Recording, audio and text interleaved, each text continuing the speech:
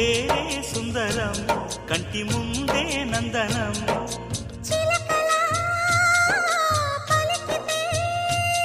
ఉండిపోదా సంబరం ఉండే కాదా మందిరం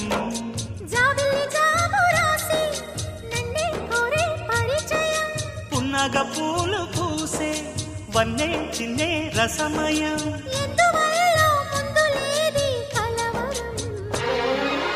అగిరి పడిన పెదలికేంటి అర్థం